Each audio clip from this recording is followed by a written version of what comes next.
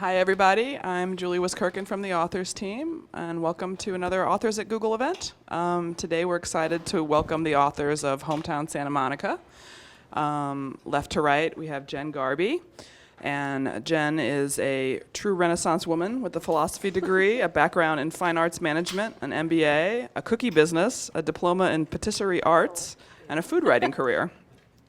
We have Colleen Bates, who's also the publisher of the book. She's the owner of Prospect Park Books, and she co-wrote Hometown Pasadena and several other travel books. And then we have Nancy Gottesman, and Nancy was born in Santa Monica Hospital. She's a native. She lives in Ocean Park and has been a magazine editor and is now a freelance writer. So please join me in welcoming the authors of Hometown Santa Monica.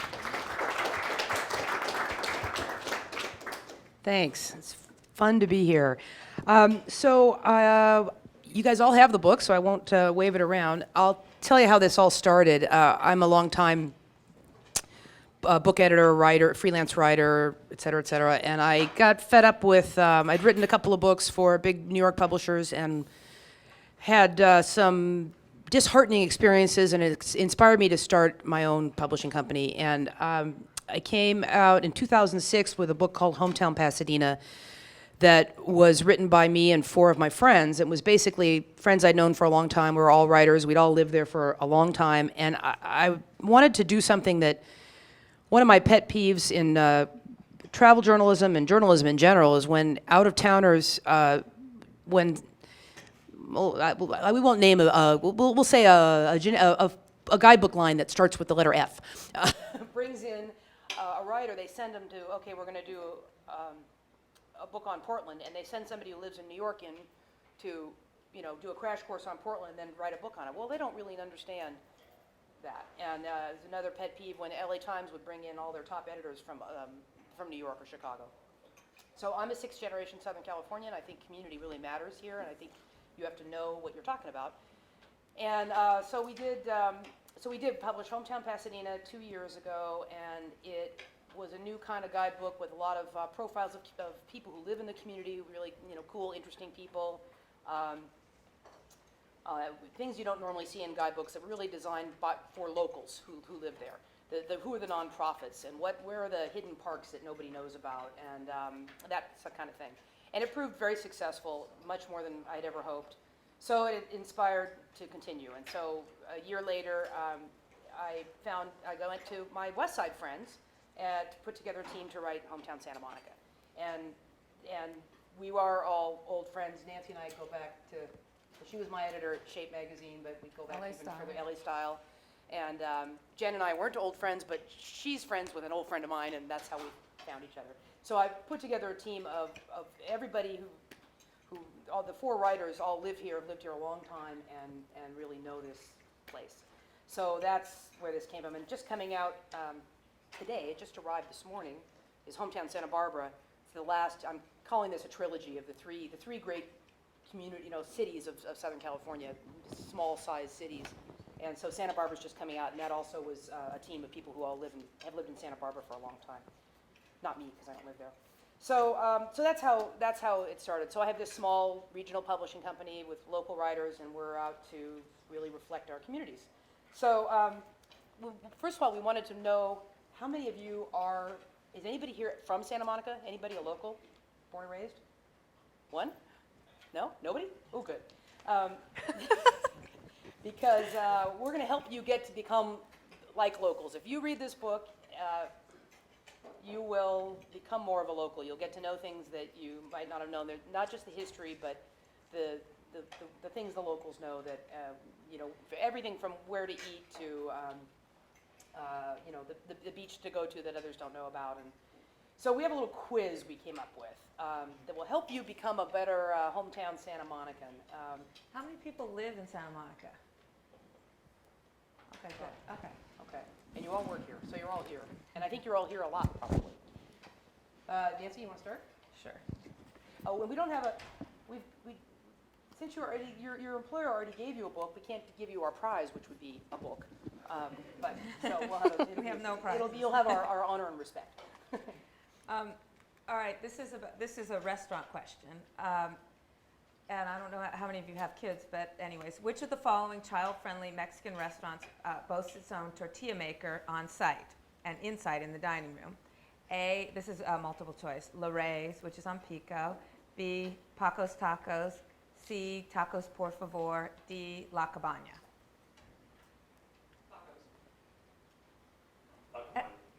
Very good. It's open till 3. Is that how you know?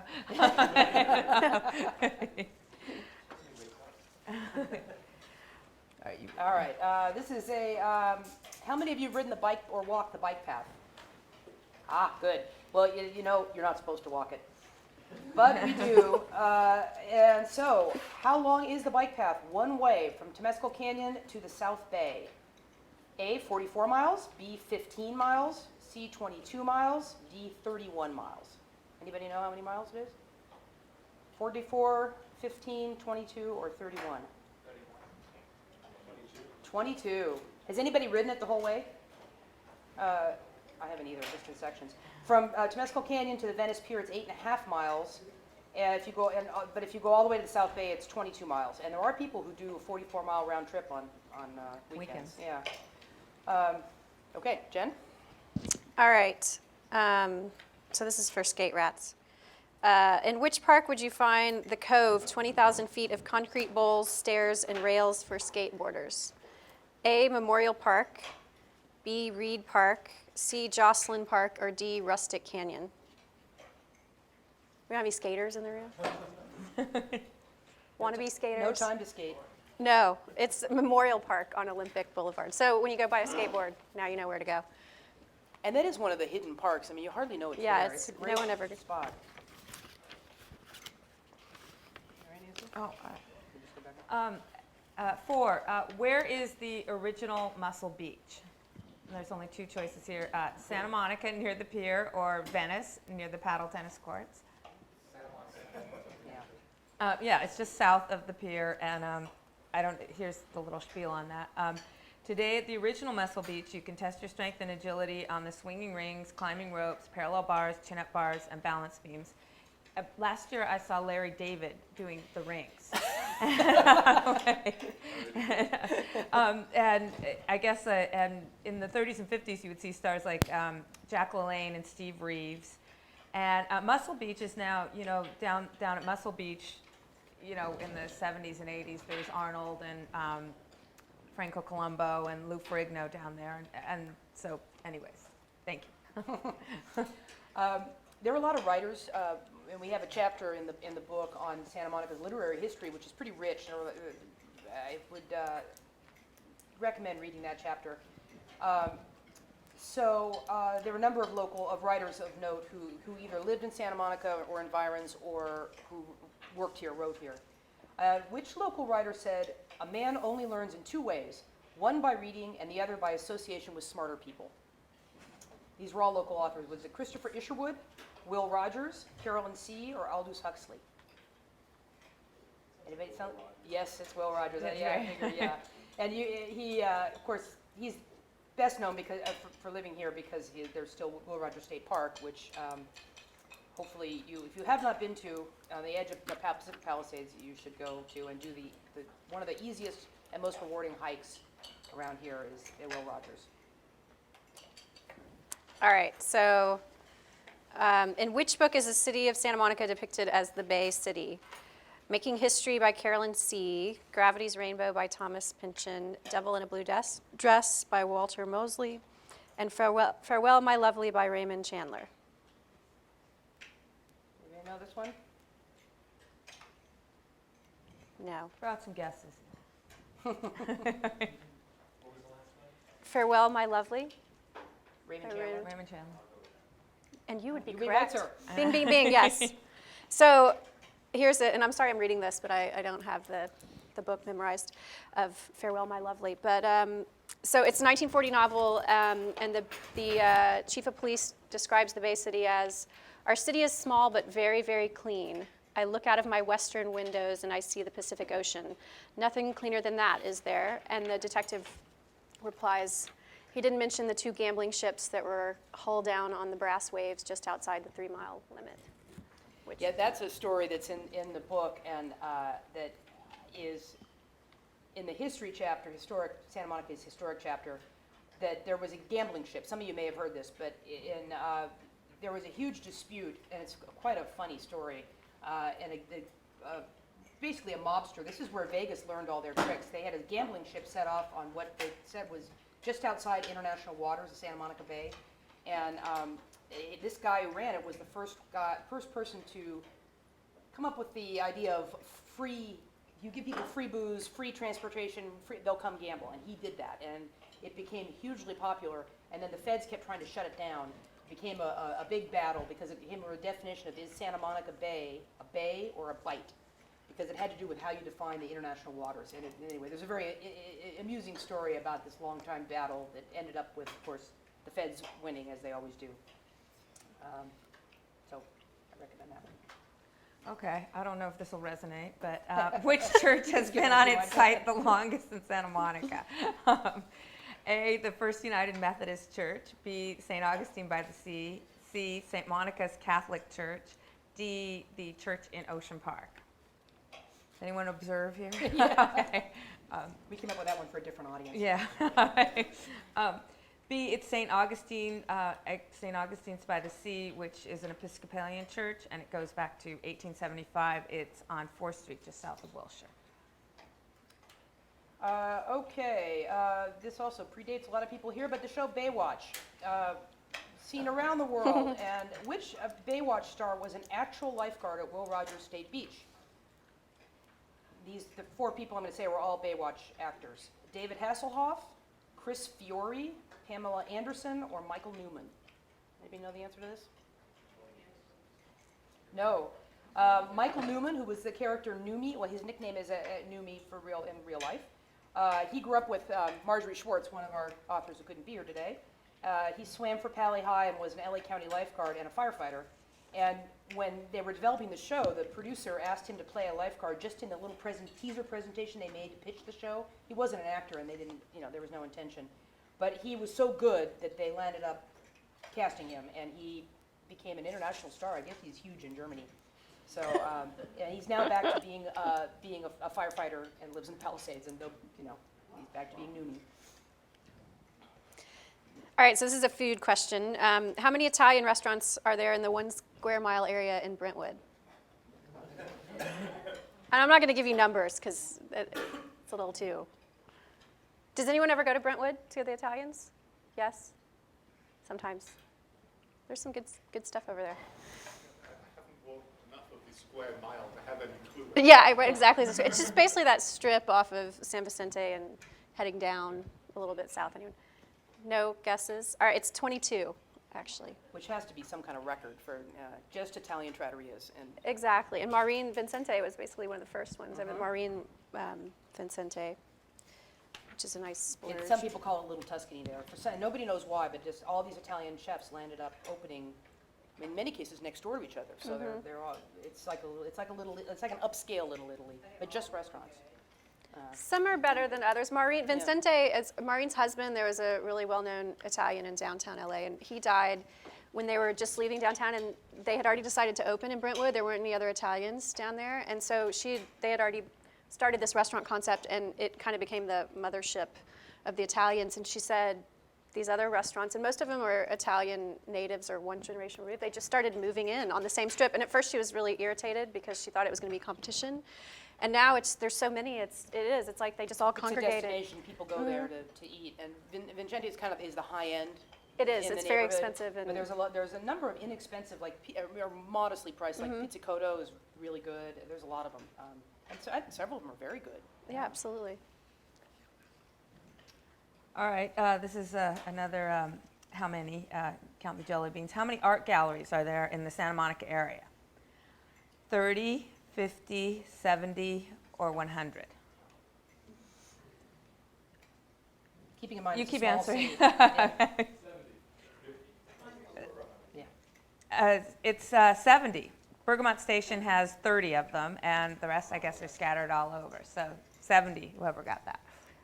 Is there some special tax incentive for being an art gallery or something? There was for Bergamot Station when they started it. I don't believe anywhere else. Oh, well, maybe you know what? There's a new clump of galleries at Santa Monica Airport, and I believe they got. They did, the city. Didn't they get? Yeah, they got breaks to be there. And it was part of the LA never really had a good gallery scene, and I used to work in museums and galleries in New York and here, and what happened is that LA has always been trying to get more. I mean, there's a great art scene here, but it's never been congregated a lot of neighborhoods. So Santa Monica did as they did with a lot of businesses, decided to do this, and a couple of the big New York galleries came and opened a branch in Bergamot Station, and then it was just like the Italian restaurants. It just started this whole little. Before there's always been smaller, kind of, I don't know how to say it, beachy art type kind of things, but it was.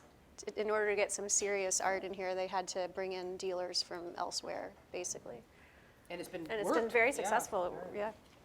Santa Monica's good at that. Which famous TV series filmed its very famous finale at the Santa Monica Pier? The Sopranos, The Fugitive, Mannix, or Get Smart? You know this one? Again, a lot of people here are too young to know this, including me, actually. It was The Fugitive. The Mahi-Mahi ride on the old Pacific Ocean Park, where today's pier stands, was the setting for the final face-off between Dr. Richard Kimball and the One-Armed Man in 1967. And it was one of the most watched TV episodes in history, and remains to this day because ratings for TV aren't what they used to be. I think it was remains one of the top 2 or 3 TV episodes ever seen. So, and it's fun to see the way it looks. Okay, I know this. You guys are getting. I see the glazed eyes. This is the last question, and then we'll just chat. This is a fun question.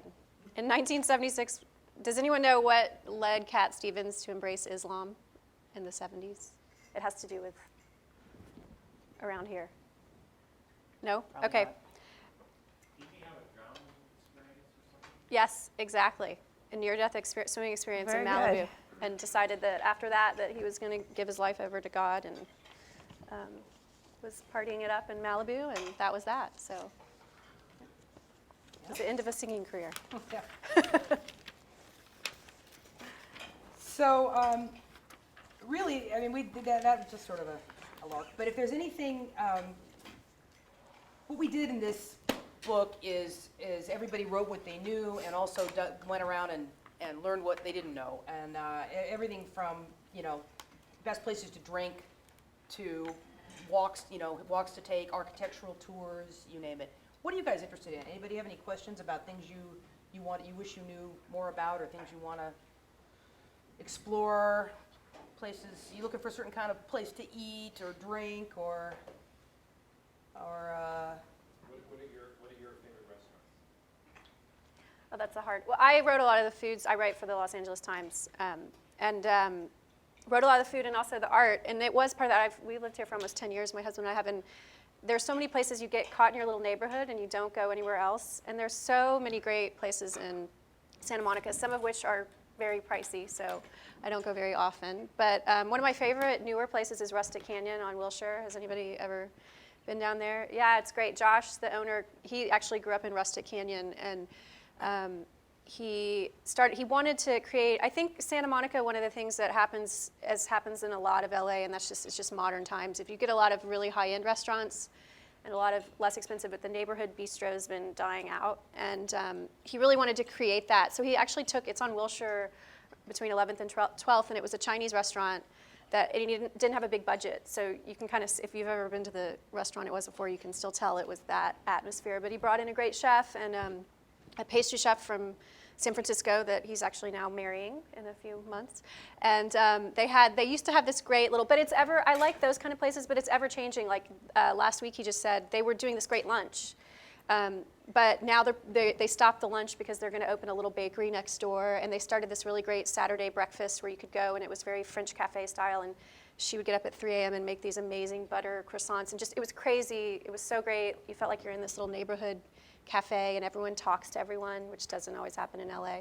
But it's the kind of places like that, but it's already changed. They're stopping, I think the last Saturday lunch is in 2 weeks, because they're opening a cafe a couple doors down that's going to be baked goods, so she can bake more. So I like places like that. because I cook a lot, and guys, I love the farmers markets, and so I always am looking for some place where you can get a little closer to the people. There's so many great places. I guess it depends on what you're looking for. And I think the other thing on this book that I learned, my husband and I were kind of going to the same old places for a drink. And there's so many places in Santa Monica to go for a drink, or like that have these great happy hour specials that are decent. Like Border Grill actually has some good happy hour. You have to ask; they don't want to give you the other menu. And there's a place, I did a story a couple months ago on cask conditioned beer, which we used to not have much of in LA, and it's this keg conditioned beer. It's common in England, and you can find it in San Diego where the breweries, but it's very volatile. But there's this place that on Pico called the Daily Pint, and the guy there, it's this hole-in-the-wall place, but it's one of my favorite places now that I found from the book, and because he had the largest, like 10 years ago he got into whiskey, so he has the largest whiskey collection in all of LA. It's all along the walls. No one knows. He's kind of, and then he started selling cask beer, so he was the first one that brought it into Santa Monica, and he was doing it once a week. Well, now you can get it every day, and it's just one of those kind of things. There's all these little places in Santa Monica that when you start digging around, but you have to look for them because it's like all of LA. They're kind of scattered across. Other than the Little Italy area, it's not always. My favorite places are very down market. One is a taco stand on Lincoln called La Playita, where you eat outside. You guys probably know that one, and you eat outside. Across the street is Cock and Bull. On Sunday nights they have it's a Scottish pub. Sunday nights they have a lamb roast. It's $9.99. Thursday nights they have pub quiz. It's really fun, and you can win money. My other favorite restaurant is called Vito's on Ocean Park and 28th, which doesn't look like anything, but inside is the best coldest martini in the whole city. And Izzy's Deli, because it's open 24 hours. 15th and Wilshire. And there's parking. They have valet parking. They have valet parking for free. Yeah. For free, open 24 hours. And Bay Cities is great if you haven't been to. That's a fabulous Italian deli, and they have great, hard to find Italian grocery products. It's very addictive to walk around there. It's one of the. But it's line. I go to Bay, but you can't. There's not a good parking lot. So go to Bay Cities like at odd hours. I go at 3:00 and get. You can always get something to take home. I've done that a million times. I think on the upscale, moderately upscale, I continue to love Joe's Yeah, in it's Venice, great. and Joe's is a great place for an occasion. And I think the whole Venice thing, it's not a new place, but it is really summed up by having a drink at the bar at Hal's in Venice. And Hal's I think it remains, food's good there, and it has a great, but even if you just have a drink or have a salad, but you'll see a lot of the old art, the lions of the art world hang out there still, name painters. Not that I know who they are, but they're there. Did somebody have a question? Oh. After the farmer's market, what's the best place to get produce? Because I think the farmer's market. As far as like a grocery store. Well, just anything. I'm assuming a grocery store, but like the farmer's market, clearly probably the best place to get. Yeah, and there's so many now at different in Santa. There's a lot of people. I don't know if you guys live in Santa Monica, but there's there's Saturday and Sunday in Santa Monica now. There's Brentwood one Wednesdays. There's so many. I don't know. What would you say for best? I'm so addicted to the farmers market. Bob's Market On 17th and Ocean Park, because the guy takes care to order produce from California. And you can find unusual things, and you can ask for things, and he'll get them there in a week. And it's a small grocery store. And also, like, I prefer, because the farmers market's so great. I usually go, when I go to markets, to places that, like I go to Mitsuwa to get Japanese, because because it's fascinating to walk around there, and it's all in Japanese, and you can get produce that you can't get at the Santa Monica market. And so I tend to go places like that because it's so great, There's a little market in Venice also called Robin's Nest, and that it's not as great for produce, but it's good for things like cheeses, and it's a good little market for that in that neighborhood. Did you have a question too? Yeah, what about hiking places besides like the big popular ones like Temescal and Topanga? Where do you hike most of you have a regular route, don't you? I used to go to Temescal a lot, but I like the Eagle's Nest hike in Topanga Canyon. That's, you have to schlep up there, though, and that's really nice. The guy who did the hiking. Paseo Miramar is a great hike. Do you ever go there? It's Paseo Miramar is up. You turn left off Sunset, and you just go straight up for about 3 miles, and it's about 5 or 6 mile round trip hike. Ends with an overlook over the ocean. and that's pretty incredible. I like that one. It's a fire road, but you go through meadows. There's a lot of changing scenery, so I like that one. So have you only done Temescal? And then at Temescal, there is a little-known hike called the Rivas Canyon hike as well, where you go to Will Rogers, and whenever I've taken that hike, I never see anybody on the trail. And it's about 4 miles round trip. The one that, That one compared to doing the loop. You need some time to do it. There's no water, and it's pretty much straight up to start, and then you end at Will Rogers State Park, and then you come back the same route. So, but it's nice because you. Yes, exactly. Is it, you know, I haven't done that one, and I was going to do that one next, but is it particularly difficult, or should I allow more time than I would to do the Temescal? Allow more time only because it's longer than the loop. Okay. Yeah. So, but it's not necessarily harder. Yeah. any other questions? What's that? Dancing. Oh, Jen would know. I would know. Oh, don't you? You know nightlife, right? I'm going out like every night. I'm cooking. Well, we have it in here. Well, you mean like club dancing, not like the guy, there's a lot of actually dance instruction. There's that place on 4th, what's it called? The Dance Doctor on 4th, which have you guys ever, if you go to Border Grill, one of it's all glass across the street. So it's fun to go kind of peer in because you can see whatever, if they're doing ballroom or they do all kinds of various things. Well, you know who did a lot of that research for us was John Stevens, my old Exactly, assistant, who's- our single who's guy on the- 23, and yeah. he hit the bars and the clubs, and so a lot of this comes from John, and what There's was the one he liked the best? Not the Moore Bar. Have you been to the Moore Bar? That's on Main, and I think, well, Temple Bar, but depends on the night and the scene. Anyway, if you read this here, you'll get the perspective of somebody who actually, We don't know personally. yeah. Some of them Do were. that. I mean, we used to go to a couple a long time ago. But yeah, a lot of them in Santa Monica are, it's like they're either really clubby or you kind of get two different crowds. So it depends on what you're after. But yeah, John wrote a lot of them in the book. Yeah. Of whether it was a scene kind of dance club or whether it was more of a. It's like at the hangout. bars, the way they can vary from, I'm an Irish music buff, and so I've gone to both O'Brien's and Finn McCool's, which is an unfortunately named Right. bar. But they have, like, Finn McCool's has the real thing, Irish traditional music on Sunday afternoons. It's really great. Yeah, it's great. And O'Brien's, as a matter of fact, the other night I saw, went to the Gaelic Storm concert, and they started as the bar band at O'Brien's 10 years ago and have gone on to success. But if you go to on another night, it's going to be a completely different scene than the traditional Irish music scene. So a lot of the places are like that. They vary from night to night depending on what the theme is. Any other questions? Anything else you guys want to know?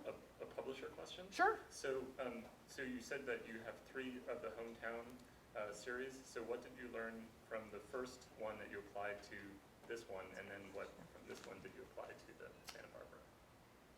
Ooh, good question. I learned from the first one, Pasadena, that neighborhoods and personal relationships really matter, and in a city this size, people are thrilled if they say, "Hey, I know that place. That's my neighbor. That's my friend." So we really tried to further that here in Santa Monica. One of the things I learned then going on to Santa Barbara and the differences between the communities have become a lot more pronounced to me. Santa Monica is really is more diverse, and I don't mean ethnically diverse because Pasadena and Altadena is ethnically diverse, but it's more. Each community in Santa Monica has its own identity and is itself in a way that is unique to Santa Monica. So the Palisades people and the Ocean Park people are not the same people, and they don't necessarily jive, which is not really true, say, in Pasadena of the Altadena people and the Southwest Pasadena people. And Santa Barbara is really cohesive from what we found out in the course, I mean, within the people who work there, incredibly cohesive. Santa Monica is not, and it's pros and cons to that. I think there's a lot of pros to it about, it's a very exciting and diverse area but it was a challenge for the book to bring it all together into one. It's not one thing. Santa Monica is not one thing. So that was the most noticeable to me, was the difference between the communities. That, Venice is not the Palisades, and that's not Brentwood, and this part of Santa Monica is not the same as South Santa Monica, and it's not the same as north of Montana and all that. Would you guys say you live here? Oh, absolutely. Yeah, I agree. Well, and then you get caught in your little neighborhood, and then that was actually what I loved doing about the book, is I got out and realized there was so much more here than what I gave it credit for. And then going back to, you were talking about dancing, because going out, one of the things that I think a lot of people don't know about, it's hard to find places, there's to kind of go out and hang out for a long time in LA, because you feel like you get kicked out of a restaurant. But one of the things we like to do is, there's a comedy club off the promenade called the West Side Eclectic, and you enter off the back alley. So it's behind one of the big parking garages down on 4th Street. And it's $10 cover, and it's BYOB, so you can actually bring your beer and your liquor, which is fantastic because that's cheap. And you can take whatever you want. And it's usually $10 to get in, but it gets you in for the whole night, unlike like the Improv and all these other places where there's a 2-drink minimum. Now, sometimes it's both sketch comedy and improv and stand-up, so you can look at the roster ahead of time. Sometimes it's good, sometimes it's not good, but it's always fun, and everyone's really nice, and it's such a small little theater. It's the kind of college theater feel where everybody comes and chats with you. It's we go there every once in a while and we'll get a ticket. We were there the other night, and a couple just walked in off the street because they wanted to see some comedy. But it's a great BYOB place, which is rare in LA. I think it's illegal, so let's not let that out. I was being gracious to say that on the thing. But Jenn is I know. She has a new book out called Secret Suppers about underground. I'm into illegal restaurants, things so right now. She's into illegal underground exactly, I'm things. liking all the sub. And there's probably, are there any? Well, I guess you can't say what they are, but are there any underground restaurants in Santa Monica? Not that I know. I mean, actually, LA surprisingly didn't have as many. They do. I wrote the book a year ago, so it's changed a lot. And there's a couple in LA now, and a lot of them rove around. So they, not that they don't come to Santa Monica, but there could be. I don't know. It's a hard. I just don't know about them. That's possible too. But Any more? Any other questions? Question about the process of writing the book. How did you find all the different collaborators that wrote sections, and then how was it dividing things up? Well, I put together the team. The 4 writers, 3 of us. Well, one I went to high school with, and who lives in the Palisades, and the other 2 of the others, Nancy and Marjorie Schwartz. We'd all worked together and kind of been off and on colleagues for 20-some years. So we've known each other forever, and would get together regularly for lunch to gossip about who was getting fired at the LA Times for a long time. And, so I knew they lived there forever. Marjorie's also a native, and then I was, and then another friend of mine who I've written 2 books with. I asked her who's the best person she knows who knows food and drink and arts and stuff like that, and she sent me to Jenn. That's how we met. So really it was starting with everybody's interests. Who does what? What do you guys know? Marjorie Schwartz grew up on the beach here playing volleyball and body surfing, and she knows that world. She was the obvious beach person. She's also was the obvious history person because she's really into being a local, and she knows, that's her interest. And so, there's a lot of things that you. I wrote the child one. She's got a son and has been living the, having a kid here and doing all that stuff. And I was an English major, so I did Right. the literary. Right. And she's an editor and a writer, and so it was really by your own interest. What do you know about? And then when there was, I helped out with. I don't live here, but I've been here a lot, and I'm a native Angelino.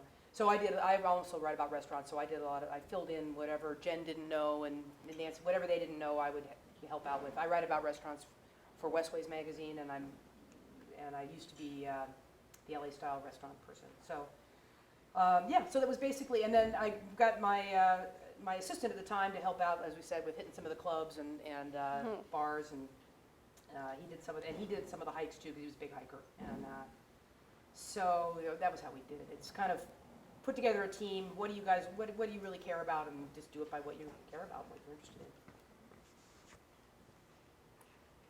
Anybody else? Yep, question? sure. So what are some of the biggest changes you've seen in Santa Monica in maybe like the last 10 years?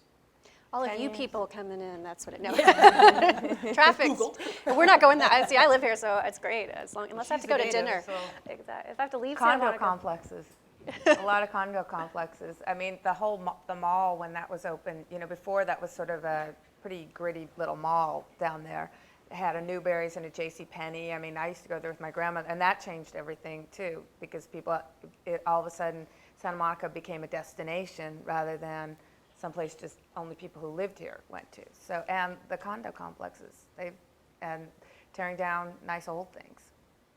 It's Yeah, we kind don't of have drag. a lot of good historic preservation for, Yeah. I mean, if you walk up Montana, and when I first moved here, I thought it was so great, because one house looks like it's from North Carolina, and one looks like it's from Texas, and one looks like, but there's no preservation, so we see all the time walking, and there's this beautiful old house that just needs a little love, and it's like an old California, and it's, but the lots are several $1 million, so I think it's one of the bad things about Santa Monica, or something that needs a little more work in Santa Monica. Well, property, you guys all know, if you're working here and you're trying to find a place to live here, property values are just insane, and it's influenced everything.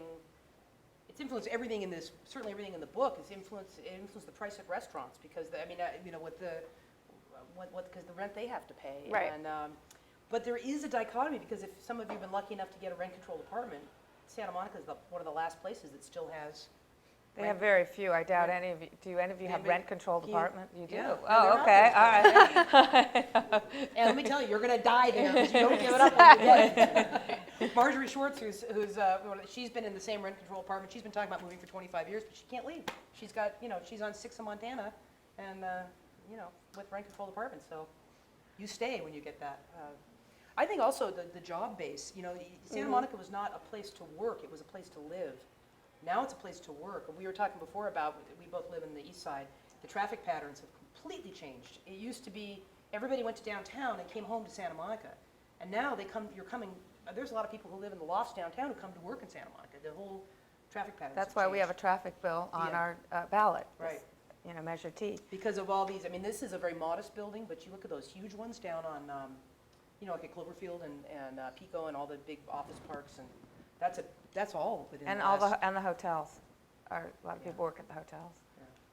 That's another actually good thing. We always go, like a lot of the hotels shutters, all the really nice, fancy hotels that are very expensive. You can go there. My husband and I, we go like at happy hour. You can go and you can spend $30 and just go get a drink, and you get this amazing view of the ocean. They're the most beautiful views in all of Santa Monica. That's the one thing that we lack in Malibu, Santa Monica, is a lot of oceanfront hole-in-the-wall eateries, because they're all across the highway. So you're on the ocean, but you're looking at the PCH.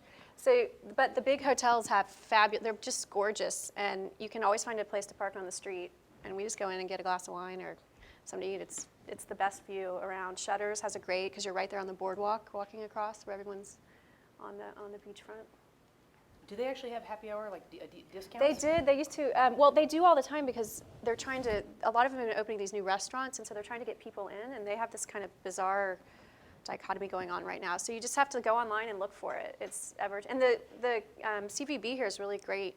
They just put out a whole new thing. They actually pour a lot of money into Santa Monica of getting people that aren't just from really far away, but kind of local LA to come to Santa Monica. So there's a lot of things going on here that are free that I didn't know about until I started checking out what they had going on. And they have a great new website and everything with a lot of stuff. Oh, and the concerts and the pier. Oh yeah, those are fun on Thursday night. Season's over though. Yeah, season's over. It's kind of short. Next summer, got to go to those. Any other questions? No? Thank you. All right. Thank you very much.